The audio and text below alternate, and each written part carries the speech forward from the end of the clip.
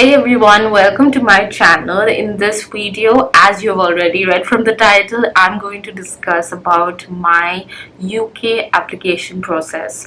So I had applied for my master's course in the UK and I have received an offer from the University of Exeter. In this video, I'm just going to tell you all about the application process and hopefully it will help you. So this is a series that I'm going to make to discuss everything that involves in applying to the UK. In separate videos, I'm also going to discuss the IELTS exam, statement of purpose, visa, and just everything that you need to know when you're applying to the UK. So stay tuned for all of that and subscribe to my channel to know whenever I upload a video.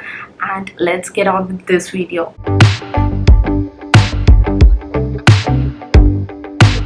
The very first step is to do research. Of course, you need to know about where you need to apply, so that comes first. You need to figure out the universities that you want to apply to. The first thing I would suggest is to be clear about what course you need to pursue. Once that is clear, it would really help you figure out where you want to apply. For instance, I have applied for publishing course. So when I was searching for universities, I searched only for those that offer the publishing course, right? So knowing what course you want to apply to helps you filter down and cut short a whole lot of universities. So it will bring down to only a specific few that offer the course.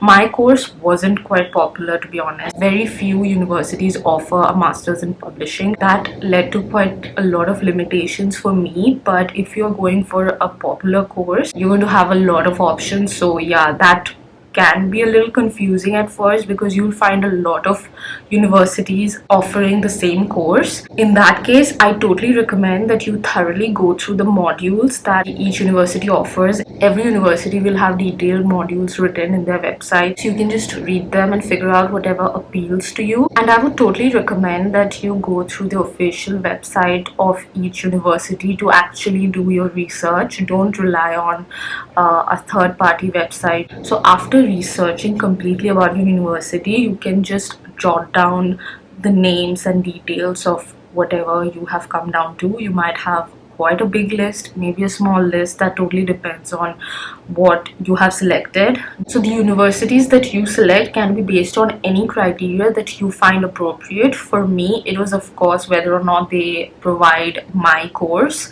and also whether or not they provide scholarship. So scholarship was a major aspect in applying to the places that I have applied, and I did receive a full scholarship. I will make a separate video about that. I'll tell you how I applied, what I needed to do, and everything about that. So stay tuned for that. Now, since I was interested in a publishing course, there were very few universities that had those, as I mentioned before. So what I did was I divided the universities from my final list into 3 categories: the top, middle, and bottom. Based on my course, which is publishing, the universities that belonged to the topmost category were UCL, UAL, and Exeter.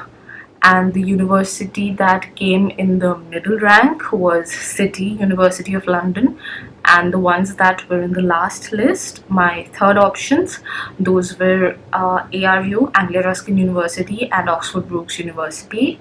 So these were my final universities that I had come down to after close consideration through a lot of aspects. Now research is complete. I know where I want to apply to. So now comes the second part of the application, which is to check the requirements. Now that will include English language requirements, transcripts, the grades they expect, new transcripts, and all of that. You need to have certain amount of grades in order to be eligible. So you need to just ensure that you fulfill those criteria. And about the English test, you will need to take a separate English test, preferably IELTS. I will also make a separate video about my IELTS experience. It was pretty intense. I'll tell you all about it in a different video. Okay, so now comes the third step. Third step is writing a statement of purpose.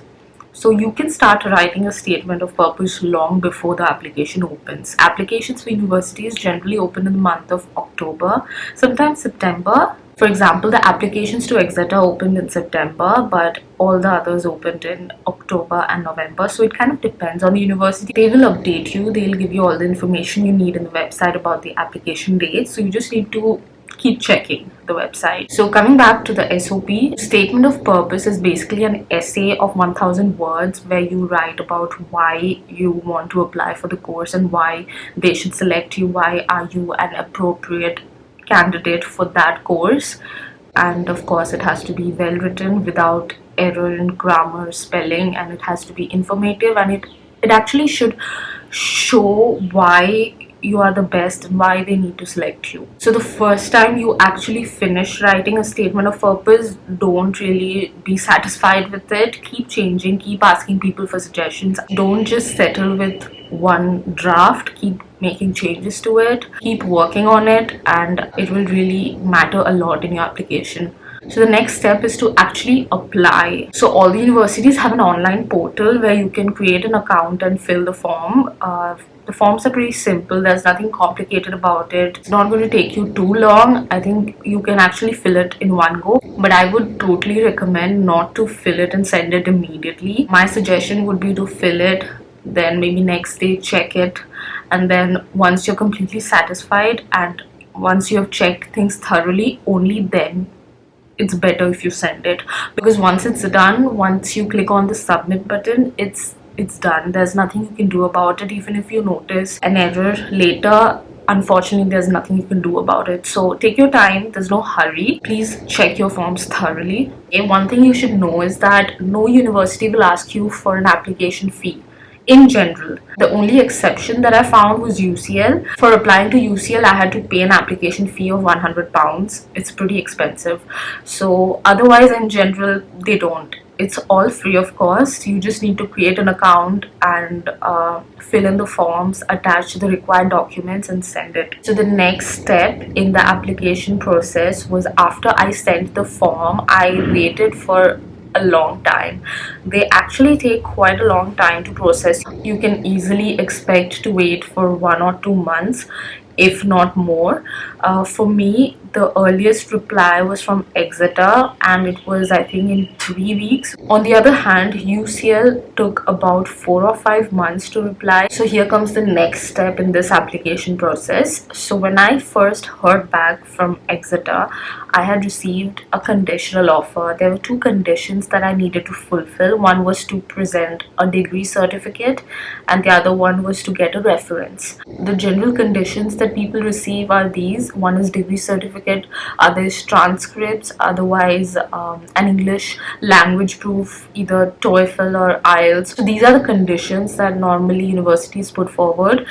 If you have already provided all of these in your application initially, then of course you will directly get an unconditional offer. So once you have fulfilled all the conditions, you're totally good to go. They will renew your offer letter and send an unconditional offer letter. So that pretty much confirms everything. They'll ask you to pay a deposit amount. It's part of the tuition fee itself. It's not a separate deposit amount, so you'll have to pay that. So that's it with the application process for you. So that was it for the video. Thank you so much for watching. I hope I was able to clear your doubts. If you still have doubts, feel free to comment them down below, and I will definitely reply and try to help you as much as I can.